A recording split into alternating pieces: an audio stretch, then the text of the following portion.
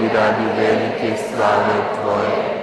Gospodine Bože, Kralju nebeski, Bože Oče svemogući, Gospodine Sine jedinorođeni Isuse Kriste, Gospodine Bože, Jaganče Boži, Sine Oče, koji oduzimaš grijehe svijeta, smiluj nam se. Koji oduzimaš grijehe svijeta, primi našu molitvu. Koji sjediš desne Otcu, smiluj nam se. Jer Ti si jedini svet, Ti si jedini Gospodin, Ti si jedini svevišnji Isuse Kriste, sa Svetim Duhom, u slavi Boga Otca. Amen. Pomolimo se. Silni Bože, što god je dobro od Tebe je, usadi nam u srce ljubav prema Tebi, umnoži nam vjeru, odgoji u nama što je dobro i budnim okom čuvaj što si odgojio. Po Gospodinu našemu Isusu Kristu, Sinu Tvome, koji s Tobom živi i kraljuje u jedinstvu Duha Svetoga Bog, po sve vijeke vjekova.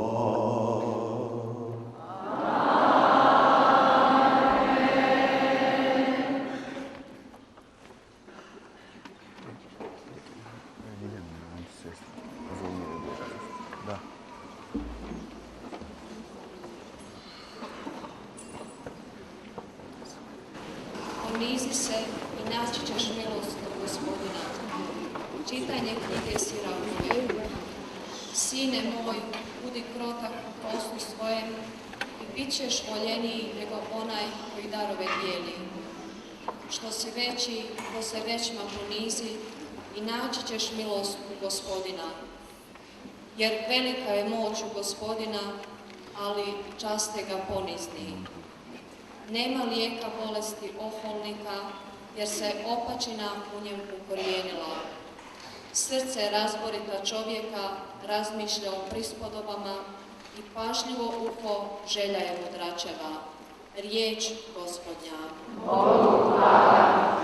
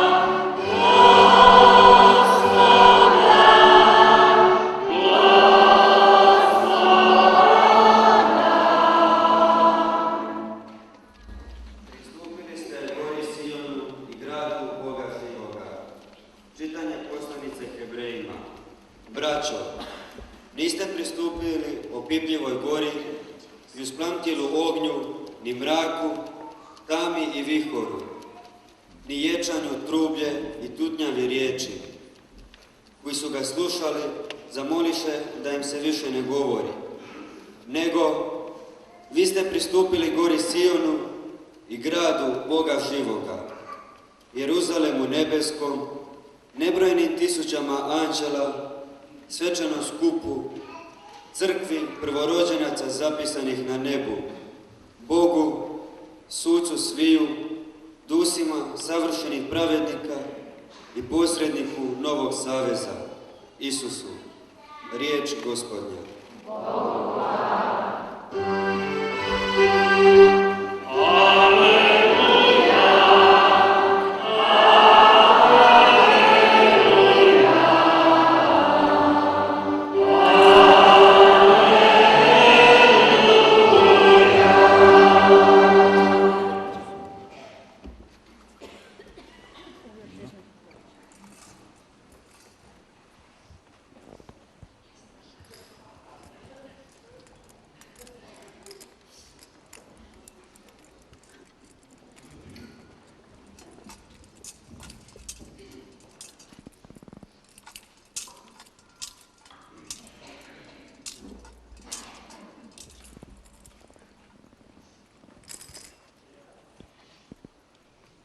Gospodin s vama.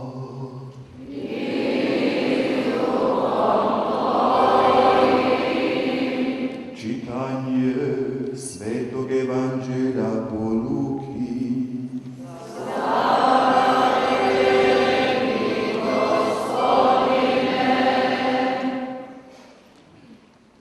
Jedne subote Isus dođe u kuću nekog prvaka farizejskog na objed.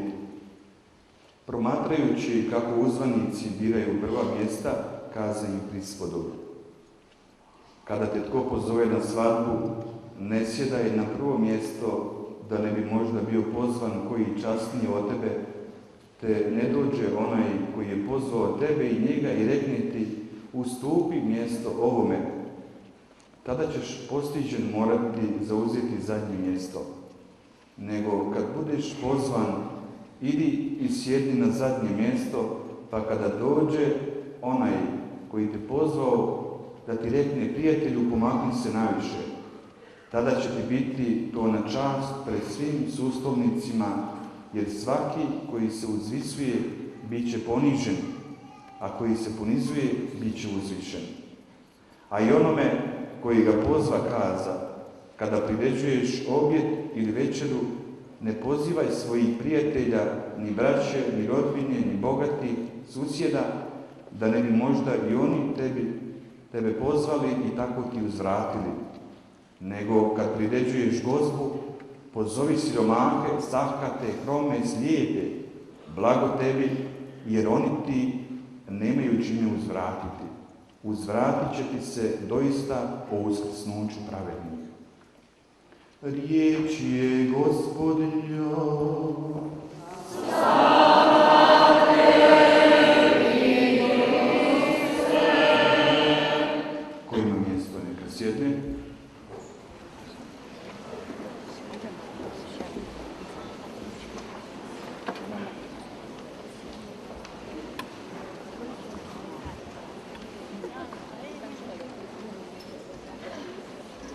Draga braćo i sestre, ovaj vaš dolazak pokazuje da ste gladni i žedni Boga. Možda kao nikad prije današnje generacije žeđaju za Isusom Kristom. I ova vremena nas podsjećaju na prva apostolska vremena, kada je bilo čudesa, ozdravljenja, gdje je crkva bila živa, moćna, bila vatrena. To Isus Krist želi i danas. Ne samo da se događaju velike stvari u crkvi, nego da se On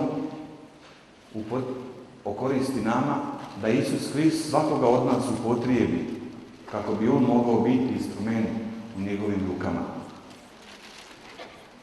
Današnje prvo čitanje Evanđelje nam govore o jednoj kreposti koja je jako bitna za duhovni život. To je krepost poniznosti. Ono što je suprotno poniznosti jest oholost. Oholost je prvi grijeh palih anđela, koji su samo zbog jednog grijeha bili bačeni u propast, u pakao zauvijek. Nisu htjeli Bogu služiti. Adam i Eva su isto tako učinili grijeh oholosti. I Bog im je rekao, ako budu sagriješili, oni će umrijeti. I mi znamo da Adam i Eva nisu umrli.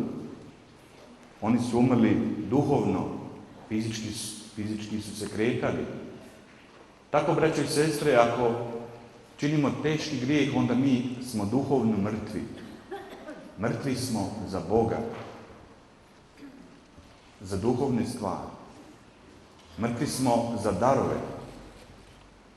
Ali postoji radosna vijest da nam Gospodin kaže danas, svi vi koji ste duhovno mrtvi, vi ćete duhovno oživjeti.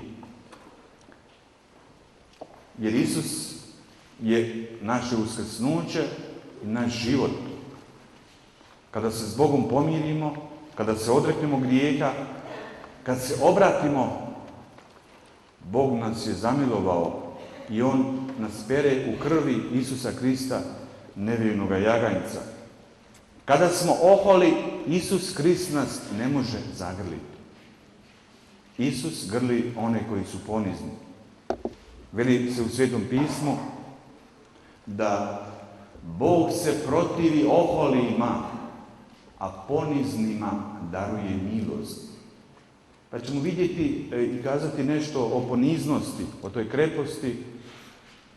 Sveti Benedikt govori da postoji 12 stupnjeva poniznosti u njegovom pravilu. Sveti Ignacije Lojolski je to sažeo u samo 3. I prvi stupanj poniznosti glasi ovako: ne želim učiniti smrtni grijeh kad bi mi dali sve na svijetu. Radije u smrt nego sagriješiti teško. Zatim drugi stupanj, ja ću se truditi svim svojim silama da ne učinim ni jedan mali grijeh. To je drugi stupanj. A treći stupanj jest mučeništvo. Trpljenje za Isusa Krista, nositi Isusov križ. Kada ste predani Isusu, kad ga ljubite, pa vas ljudi ismijavaju, oni vas preziru, ali vi u tome ustrajete. To znači nositi Isusov križ, trpjeti za Isusa Krista. I to je najveća poniznost.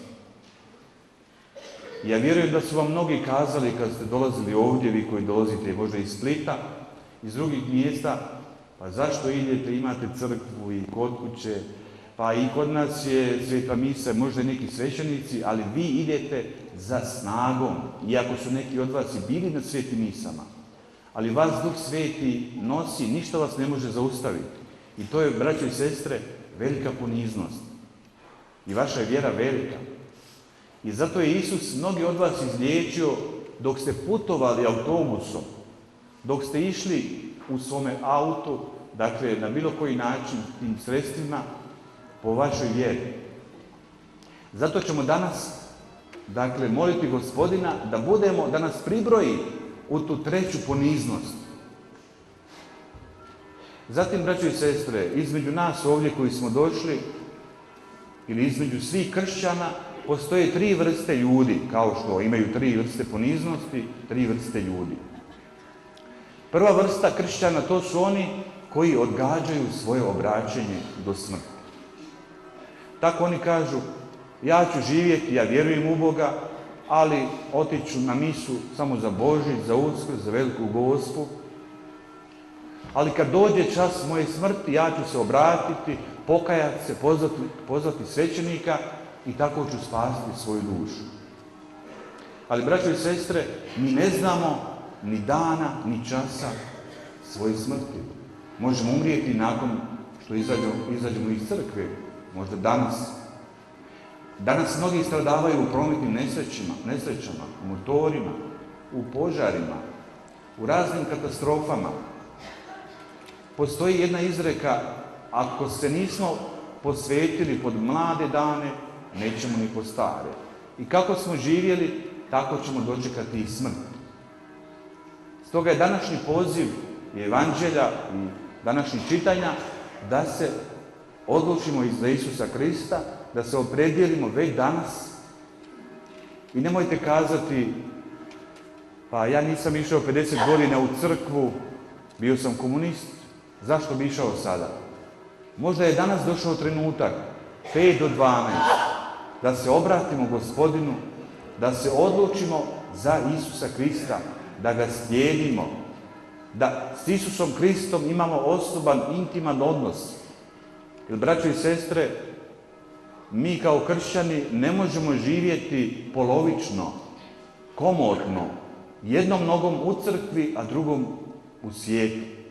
I upravo danas se razlikuju kršćani, oni koji održavaju 10 Božjih zapovjedi od onih koji ne održavaju.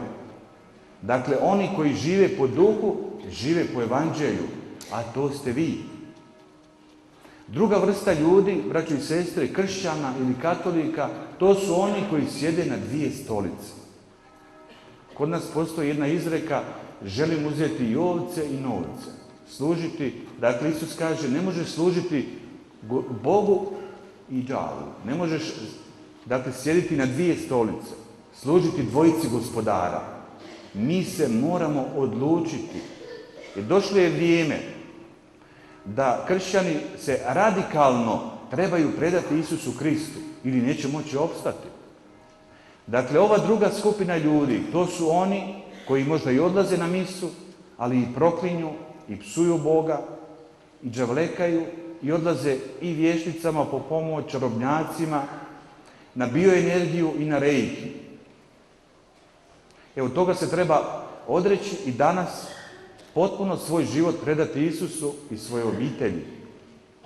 A treća skupina ljudi, i mi smo pozvani biti u toj trećoj skupini, ljudi, kršćana, katolika, to su oni koji s Isusom Kristom plaču, koji se s Isusom raduju, koji s Isusom Kristom nose svoj križ, koji svaki dan žive s Isusom, ne samo kad dođu na misu u 9 sati, u 11 sati, nego svaki dan, 24 sata živjeti s Isusom Kristom. Da Isus Krist bude u našim mislima, da se ponašamo kao Isus, da ovim svijetom hodamo Isusovim karakterom, da nam Isus Krist bude na prvom mjestu.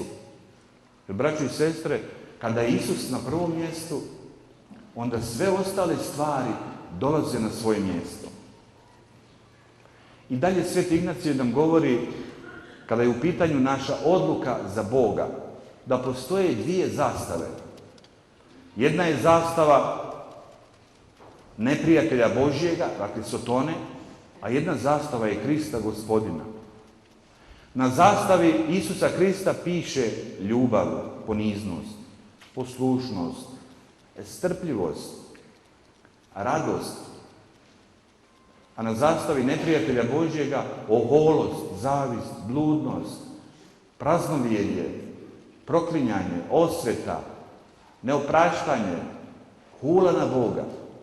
Svi oblici praznovjerja, sekti i magije. I sad je važno moliti Isusa Krista da nam udjeli milost, da nas udostoji da mi stanemo pod njegovu zastavu. Sigurno, svako od vas koji je ovdje došao će kazati, pa ja pripadam Isusu Kristu, ja nemam problema na koju ću stranu. Ali Gospodin nam često pokaže u našem životu iznutra da ima u nama nešto što nije sveto. Nešto što me sprečava da budem Božji, da budem Isusov. I zbog toga ćemo sada, braćo i sestre, napraviti jednu vježbu na taj način što ćemo zatvoriti svoje oči i tako ćemo sebi zamisliti u nekoliko minuta 2 zastave, 2 barjaka. Jedan je barjak Isusa Krista, a drugi je barjak neprijatelja Božjega. Ili imate dva viteza koji sjede, jedan Isus na bijelom konju, a drugi je neprijatelj na crnom konju. I obojica pozivaju da stupite pod njegovu zastavu. I sada, dakle u mašti, zamislite sebi tamo gdje se nalazite. Ako ste pod Kristovom zastavom, to je jako dobro. Ja vam čestitam. Ali ako sebe vidite pod zastavom neprijatelja Božjega, to znači opet da se trebate pokajati. Kad se obratite, kad se odreknete grijeha, kad priznate Isusa Krista kao spasitelja, stavite ga u središte svoga bića, onda ćete vi odmah potrčati pod Isusovu zastavu. Evo, Isus nam želi pokazati danas nas same, da se odlučimo za njega, da njemu pripadamo. Zašto bi se zadovoljili jednim biserom kad možemo uzeti dijamant? Isus je naš dijamant, naša radost. I najveći smo bogataši ako pripadamo Isusu Kristu, ako smo upoznali Isusa. Ali bez Isusa, braćo i sestre, mi smo veliki siromasi. Možemo imati sve u životu, ali mi smo jadni, bijedni i žalosni, nesretni. Gospodin nam daje šansu da se opredijelimo za njega, da ga ljubimo, da budemo njemu na raspolaganju, da volju Božju izvršimo u životu, ne da vršimo svoju volju. Gospodin svakoga od nas poziva da ga mi proslavimo u svome životu, ne da proslavljamo sebe. Što god budemo radili, treba sve ići na slavu Božju.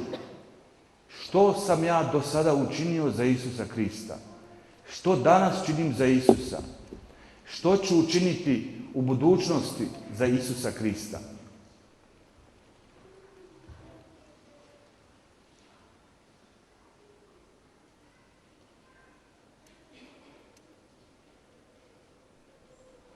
Marijo, molimo te da nam od svoga Sina Isusa udjeliš milost, da budemo pod zastavom tvoga Sina i da tu zauvijek ostanemo, kako bi bili sretni ovdje i nakon naše smrti.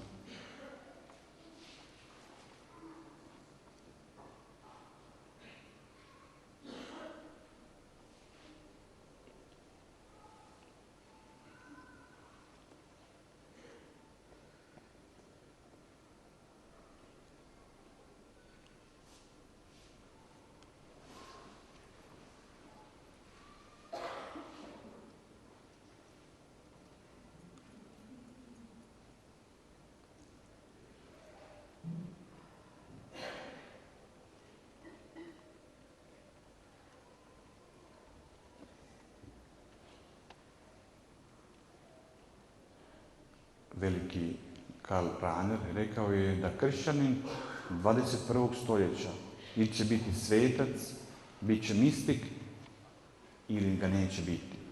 Neće opstati. Dakle, nema polovičnosti. Današnji dan, dakle, je dan odluke. Sada, ovoga trenutka, ne sutra odgađati ili za 10 dana, za mjesec dana.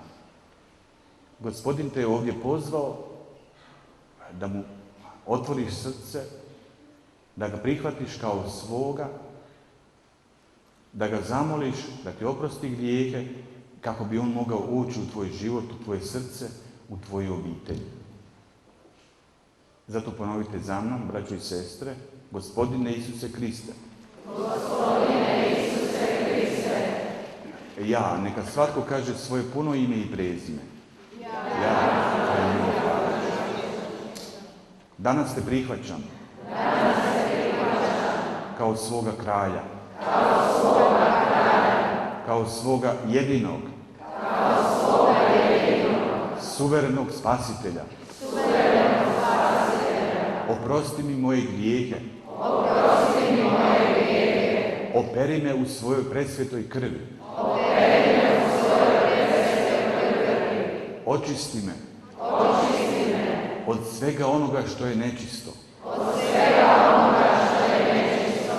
što nisi ti i što nije od tebe. Gospodine Isuse, slab sam i grešan. Trebam tvoju pomoć. Ispuni me svojom ljubavlju. Svojim mirom. Svojom radošću. Prihvaćam te danas. Kao jedini put. Jedina istina. Jedini život. Tako neka bude. Amen. Aleluja. Pomolimo se Otcu Nebeskom koji nam je poslao svoga Sina da nam bude glasnik vječne radosti. Recimo zajedno, Gospodine, usliši nas. Daj, Oče, da Isusova blaga vijest dopre do svakoga srca. Molimo te. Gospodine, usliši nas. Nadahni znanstvenike da pronađu i unaprijede nove izvore hrane. Molimo te. Daruj nam moće svoga duha koji će osnažiti našu vjeru. Molimo te. Gospodine, usliši nas. Daj, Oče, da svoje pokojne susretnemo u nebu u blaženstvu vječne sreće. Molimo te. Gospodine, usliši nas. Poslušaj, Oče, naše molitve i usliši nas po svojoj dobroti, po Kristu Gospodinu našemu. Amen.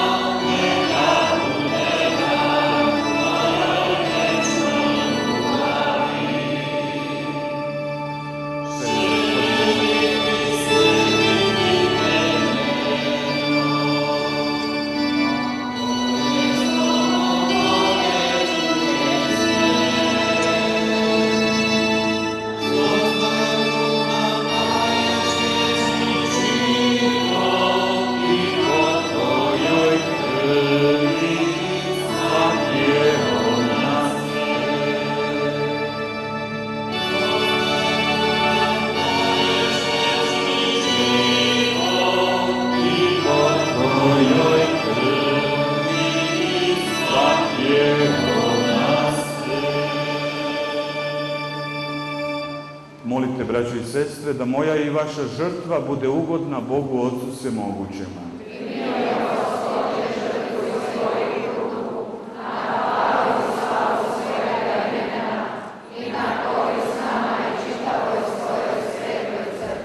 Gospodine, nek nam ova žrtva uvijek donosi blagoslov. Što nam vanjski znakovi kažu, nek ostvari snaga Tvoga duha. Po Kristu Gospodinu našem. Amen. Gospodin s vama.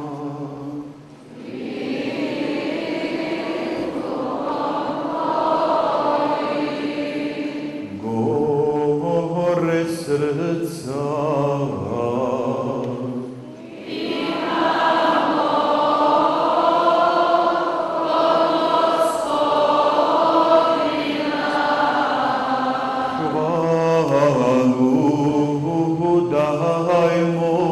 Gospodinu Bogu našemu.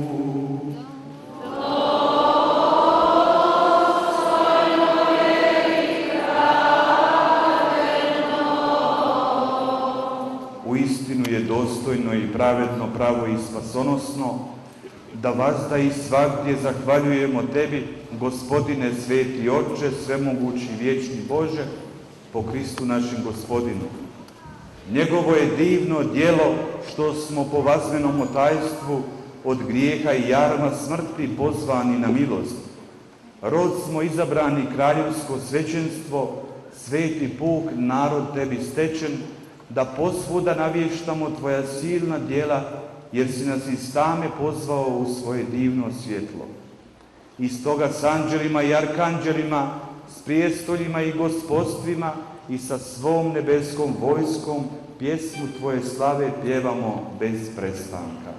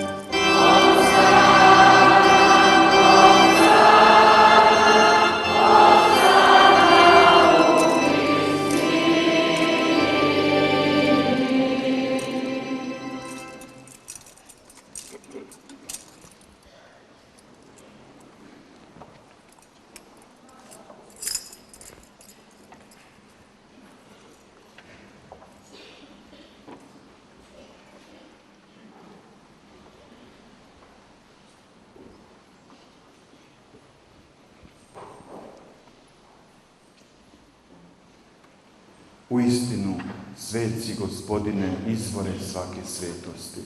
Tebe zato molimo, rosom duha svoga posveti ove darove, da nam postanu tijelo i krv Gospodina našega Isusa Krista.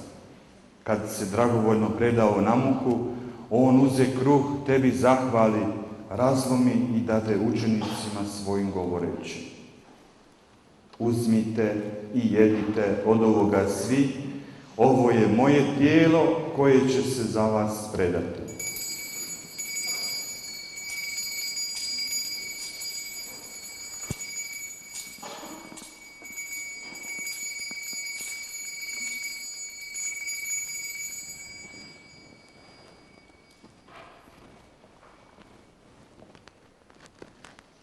Isto tako, pošto večeraše uze kalež, ponovno ti zahvali i dade učenicima svojim govoreći: uzmite i pijte iz njega svi, ovo je kalež moje krvi novoga i vječnoga saveza, koja će se proliti za vas i za sve ljude na otpuštenje grijeha. Ovo činite meni na spomen.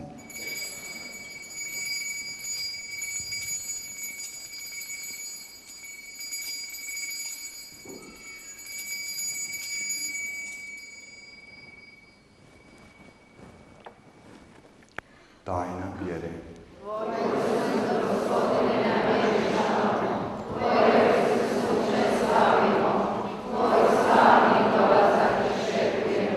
Slaveći dakle spomen smrti i uskrsnuća Tvoga Sina, prinosimo Ti, Gospodine, kruh života i kalež spasenja i zahvaljujemo Ti što si nas pozvao da stojimo pred Tobom i Tebi služimo.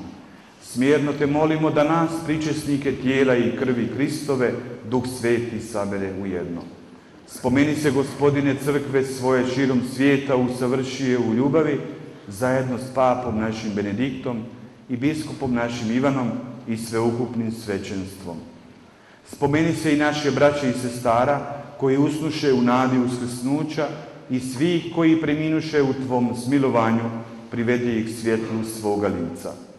Molimo Te, smiluj se svima nama, da zavrijedimo biti sudionici vječnoga života s blaženom Bogorodicom Djevicom Marijom, s blaženim apostolima i svim svetima koji su živjeli u Tvojoj ljubavi, da Te hvalimo i slavimo po Isusu Kristu, Tvome Sinu. Po Kristu i s Kristom i u Kristu, Tebi Bogu Otcu Svemogućemu, u jedinstvu Duha Svetoga, svaka čast i slava u sve vijeke vjekova. Amen. Bog je naš Otac, mi smo djeca Božja, sinovi i kćeri Božji. Sada izmolimo molitvu Gospodnju, molit ćemo na taj način što ćemo se primiti za ruke i pjevati Oče naš.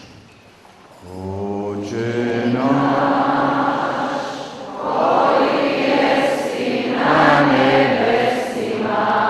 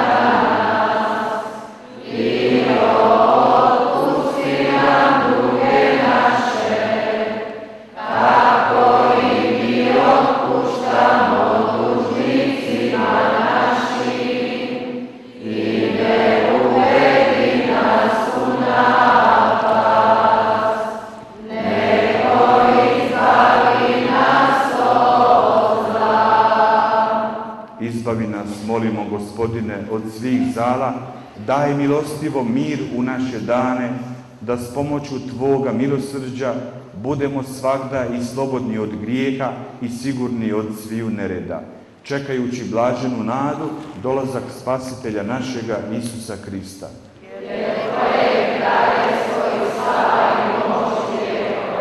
Gospodine Isuse Kriste, Ti si rekao svojim apostolima, mir vam ostavljam, mir vam svoj dajem. Molimo, ne gledaj naše grijehe, nego vjeru svoje crkve, daruj joj mir i jedinstvo, kako je volja Tvoja koji živiš i kraljuješ u vijeke vjekova.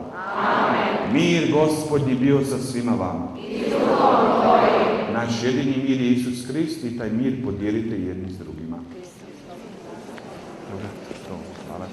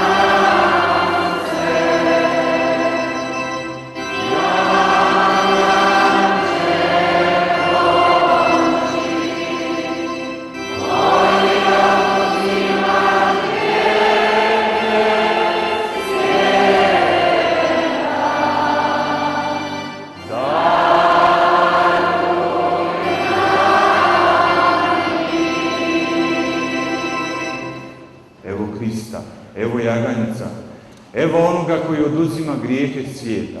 Blago onima koji su pozvani na gozbu jagančevu. Gospodine, nisam dostojan da uđeš kod moj, nego samo reci riječ da ćeš moja. Tijelo Kristovo nek me čuva za život vječni.